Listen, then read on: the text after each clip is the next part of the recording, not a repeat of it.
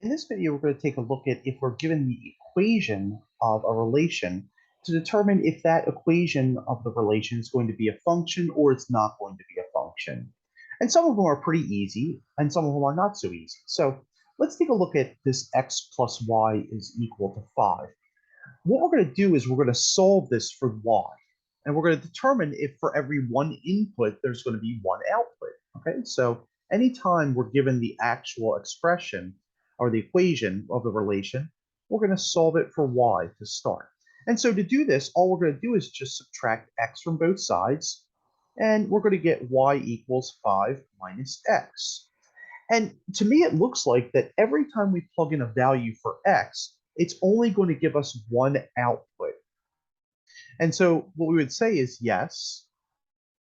And you could certainly just try plugging in some numbers for this. So let's say like x was equal to 2. All right, we would say y equals 5 minus 2, which is going to be 3. All right, so we have the point 2, 3, which would fall on the line of this or the curve of whatever the shape of this is. Okay, so we would say yes that this one is. And of course, another way to do this is to be able to graph whatever this looks like using our graphing devices. So we could say y equals 5 minus x. And if we look at that, we notice that, okay, well, it doesn't look like that for any one value of x, that there's going to be two values of y on this. Okay, we'll see that a little bit later in the course when we start taking a look at some of the graphs of these sorts of functions. All right, so certainly yes. Right. Another example of this is y equals x cubed plus 2. Now this one's already solved for x, for y. And so we could go ahead and try to plug in a few values. So let's say we plug in 2 for this. So y would be equal to 2 cubed plus 2, or that would be y equals 8 plus 2, or y equals 10. And that's one value. So we get like a one-to-one relationship. And even if we tried negative 2, so y would be equal to negative 2 cubed plus 2, which would be y equals negative 8 plus 2, or y equals negative 6. All right, so it just looks like for every one single input that there's going to be one single output for this. Okay, so once again, we would say yes, that this is going to be a function. All right, now in this, and of course, we could graph this. So let me go ahead and graph it really quickly just to illustrate. So we had y equals x to the third plus 2. All right, and if we look at this, it certainly looks like that for every one input, there's only one output. All right, so and essentially what that means is by one input to one output, that means that um, there's not going to be a place where an x has two or more values to it. Now, a third example of this time, this is not going to be a function because if I solve this for y, what I would do is I would start by subtracting x squared from both sides, and I would get that y squared equals 4 minus x squared. And then if we solve this, we would take the square root of both sides, right? So remember that to undo a square, you do the square root. But remember, when you take the square root, there's going to be a plus or minus, all right? Because think about this. Isn't it true that 2 square is going to be 4, but also negative 2 square is 4? And so that means that plus minus 2 square would be equal to 4. So that's where we get that plus minus from whenever we take the square root of both sides. So think about that. Let's say I plugged in a single value. Okay, so let's say we had something like x would be equal to 1.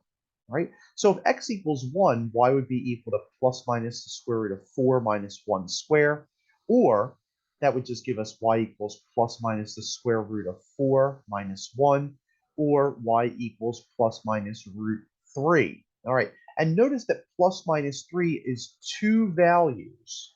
All right. And so this would not be a relation. This relation would not be a function.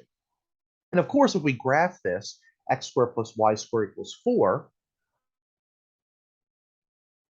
So we have x squared plus y squared equals 4, all right, then notice that there's a couple y values for the same x. So notice when x is 0, we have a 2 and a negative 2. And remember we said that when y was 1, that it was like the square root of 3. All right, the square root of 3 is like 1.732. We could go ahead and trace that if we wanted to. All right, so that's how we can determine if an equation or relation is going to be a function or not. And then finally, we have this x equals the y cubed plus 4. So if we solve this, y cubed equals 4 minus x, so we just subtract x from both sides. But when we take the cube root of both sides, there's no plus minus, all right? We remember that if we take the square root or the fourth root or the 16th root or any even root, we're going to get a plus minus. But if we take an odd root, it's not going to give us a plus minus. And of course, we always want to check the graph of this. So we would go ahead and say that y is equal to the third root. Okay, so what I'm going to do is I'm just going to say x, and I forgot what it was off the top of my head, x minus 4, or 4 minus x, excuse me. And to get the cube root in there, I'm going to raise this to the 1/3 power. All right, so, and we'll see this a little bit later in the course. In a scientific calculator, you could do this, but I don't have that access. And so notice that every y value, if I click on that, there's not another y value, or every x value, there's not another y value that's going to say that we have two y values for a given x. All right, so that's how we can determine if a given, or we just say yes for this, that's how we can determine if we're given the equation of a relation, whether or not it's going to be a function. Algebraically, we have function notation. All right, and this is actually really important. This is going to be one of the fundamental components of the course, is that if we have x as an independent variable and y as a dependent variable, then we could say something like this is going to be denoted as a function. All right, and for our purposes, f at x, okay, so f is going to be the name of the function, and x is going to be the independent variable, that's going to be equal to y. So we can basically say that this f of x equals 2x squared minus 5 is the same as y equals 2x squared minus 5. And all we're going to do is whenever we try to plug in a value for x, we're just going to substitute that back into the right-hand side. So basically, again, it's like a machine. It's our input. And so in this series of exercises, it asks us to be able to evaluate if f at x is going to be 2x squared minus 5. We want to evaluate when x is 3, negative 1, and 0. And so for this one, all we're going to do, we're going to say that this becomes 2 times 3 squared minus 5. And then we just use our order of operations to evaluate. So this becomes 2 times 9 minus 5, which is the same as 18 minus 5, or 13. Okay, so basically what that means is that when x is equal to 3, f at 3 is going to be 13, or another way to state that is that y is going to be equal to 13. Those are both the same thing. We could do the same thing when f is equal to negative 1, except we're going to substitute negative 1 back in. So we have 2 times negative 1 squared minus 5. We know that negative 1 squared is going to be 1. And then 2 times 1 is 2 minus 5, and that's going to give us a negative 3.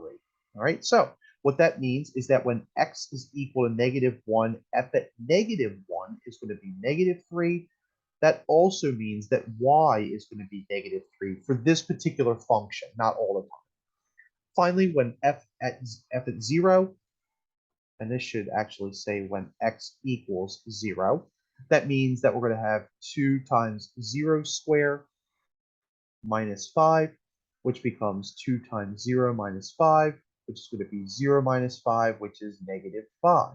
And so what that means is that f at 0 is negative 5, and that also means that y is going to be negative 5. All right. Going back to what we looked at in the previous video, remember when x is equal to 0, that means that that's going to be a y-intercept as well. All right, so just kind of connecting concepts of what we saw in the previous video. So this also means that we have a y-intercept at negative 5, or we have the point 0, negative 5. All right. And so that's how we can always find y-intercepts, is by plugging in 0 for x. All right, so just an important sort of thing, and we're going to be seeing that a lot throughout the course. Right. So in the next videos, we're going to do the same thing, except instead of looking at numerical sorts of expressions, we're going to be taking a look at algebraic expressions. So what happens when you throw in an algebraic expression into a function?